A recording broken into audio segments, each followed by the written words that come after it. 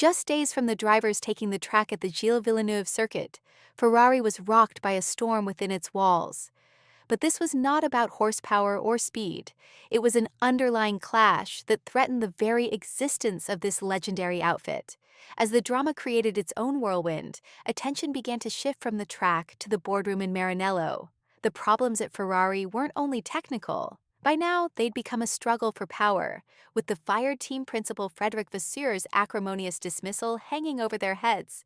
Rumor had run rampant, and while gossip was brewing, one voice was heard: Lewis Hamilton.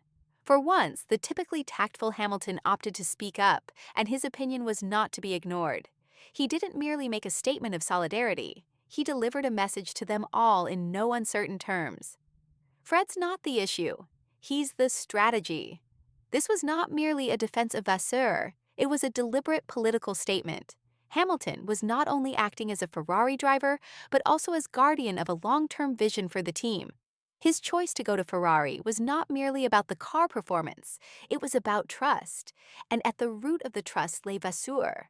Hamilton knew that Ferrari's revival was a long-term project, and that Vasseur was central to that vision. Hamilton's bold response sent a clear signal. He wasn't about to let internal or external forces tear down the foundation of the project they were building together. As the 2025 season unfolded, Ferrari's performance continued to disappoint. The SF25 car that was meant to usher in a new age of dominance instead revealed profound weaknesses: poverty of pace, disorganized strategy, and unstable performance. What had once been a team full of championship aspirations had now become bogged down in the murk. While all this was unfolding, McLaren ran away, Aston Martin shocked, and Ferrari, the former dynamo of Formula One, lost its way. The atmosphere within the Maranello headquarters began to cool. Leaks to the press, rumors of a mass layoff, and increasing tensions between departments created a dark atmosphere. And then came the shocker. Vasseur, the man Hamilton had championed, was going to be let go. Not at the end of the season, but in hours. The fissures within Ferrari were growing too great to be ignored. In the midst of the swirling uncertainty, Hamilton stood firm. Rather than offering a vague diplomatic response typical of F1 press conferences, he confronted the issue head-on, with unfiltered words. His message was simple yet powerful. Ferrari's path to success couldn't be built on short-term decisions driven by media pressure. Big changes take time, and success requires patience, not panic. Hamilton knew firsthand that long-term stability was key to building a championship-winning team. He had seen it with Mercedes, where Toto Wolff had kept the ship steady through internal and external storms. Now Hamilton was demanding that Ferrari follow the same approach, not just for Vasseur, but for the future of the team itself. Behind the scenes, the battle at Ferrari's boardroom had intensified. Reliable sources confirmed that the board was now divided. One faction remained loyal to Vasseur's long-term vision, believing that time and patience were necessary to build the team's future. The other side, however, was running out of patience, calling for immediate action and a change in leadership. As the tension reached its peak, it became clear that Ferrari's next move would determine not just the outcome of the 2025 season, but the future of the team itself. The out-and-out backing of Lewis Hamilton. His public stance was not merely a defense, it was a political declaration. That was it. Everything had changed. No longer was the question, would Frederic Vasseur be sacked? It became something far more profound. How much power does Hamilton wield within Ferrari's hierarchy? And if a lot, then who effectively controls the destiny of the team? In the midst of political upheavals and shifting power that is shaking Ferrari's internal politics, one man is being pulled slowly but surely into the whirlpool of this struggle. Charles Leclerc, the highly skilled young motorist, previously held up for years as a legend of the Scuderia's future and symbol of rejuvenation, and also the sole hope of the Tosi, is presently confronted with a bitter reality.